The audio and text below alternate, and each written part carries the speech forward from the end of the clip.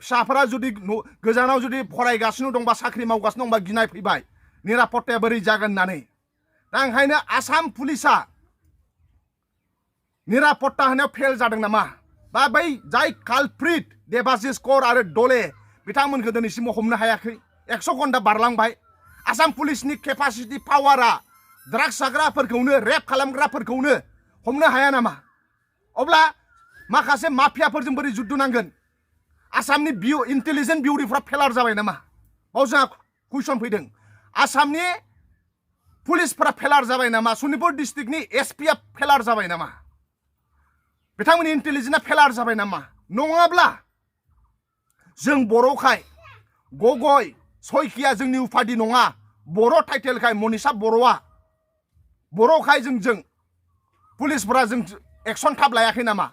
बा जोंनि मनिषा बर'नि न'खरनि सोद्रोमाफ्रा बिमा बिफाया हालुवाखाय कुनु पावारफुल मानसि नङा फैसा गोनां नङा कुनु एमएलए मन्त्रिजों लिंक गैया बिनि थाखाय थाब एक्सन लायाखै नामा जों खोनानो मोनदों बे जाय देबासिस कर जाय मेन कालप्रिट मार्डार खालामग्रा रेप खालामनानै बिथांनि बिदाया बजरं दलनि लिडारनो दा बे बजरं दलनि लिडारखाय बे फेमिलिखाय रेप खालामग्रानि फेमिलिया मार्डार खालामग्रानि फेमिलिया बजरं दलनिखाय बिथांमोना लेट खालामदों नामा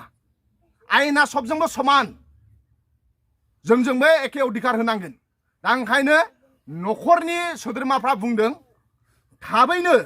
बै मार्डार खालामनानै रेप खालामग्रा मानसिफोरखौ थाबैनो पुलिसा हमनो नांगौ 24 घन्टानि समाय होदोंमोन 100 घन्टानि बारलांबाय जोंनाव धैर्य गैला थाब हमनो नांगौ बिनि उनाव न'खरनि मानसिफ्रा सिबिआइ तदन्त बिदों सम सम मानो फेक इनकाउन्टार जाबाय थायो सम सम मानो रेप जायो मानो मार्डार जायो बेबादि जाहाथे उनाव जाया सिबिआइ तदन्त जानांगौ बै सासे साख्रि मावनाय मनिषा बर'आ गुन गोनां सासे आइजोआ बोरै तेजपुर टाउन बादियाव बोरै बिदि रेप एन्ड मार्डार खालामजाखो बिनि थाखाय सिबिआइ तदन्त बिदों आरो न'खराव बिमा बिफाया जोबोद खस्थ' खालामनानै न'खरनि अबस्थाया मोजां नङा जोबोद खस्थ' खालामनानै सासे देरसिनखौ फोरोंनानै जास्ट साख्रि मोनदोंसोमोन बिथांनि न'खरनि अबस्थाया बिराद गाज्रि बिनानाव सासे फंबाय सासे फरायगासिनो दङ ओंखायनो सरकारा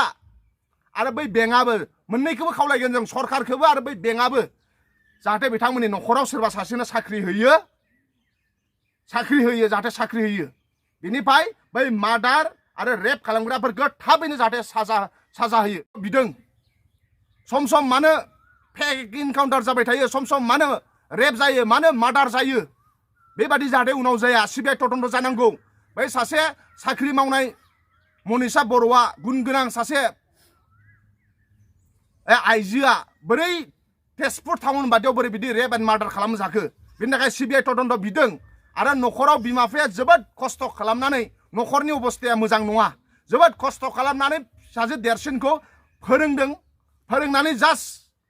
साख्रि मोनदोंसोमोन बिथांनि न'खरनि अबस्थाया बिराद गाज्रि बिनानाव सासे फंबाय सासे फरायगासिनो दङ ओंखायनो सरकारा आरो बै बेंकआबो मोननैखौबो खावलायगोन जों सरकारखौबो आरो बै बेंकआबो जाहाथे बिथांमोननि न'खराव सोरबा सासेनो साख्रि होयो जाहाथे साख्रि होयो बिनिफ्राय बै मार्डार आरो रेप खालामग्राफोरखौ थाबैनो जाहाथे साजा होयो बेखौ जों लुबैबाय आरो नङाबा थाब जुदि रेप खालामग्रा आरो मार्डार खालामग्राफोरखौ जुदि आसाम पुलिसा सोरनिबा पलिटिकेल प्रेसारनि गेजेरजों लेट खालामबाय थायोब्ला खिन्थु जों जिरायनानै थानाय नङा बिनि उनाव माबाफोर परिबेस जायोब्ला आसाम पुलिसा बिनि दायित्वखौ लानांगोन सनितपुर डिस्ट्रिक्टनि पुलिसा बिनि दायित्वखौ लानो नांगोन जों दाय गैयै मानसिया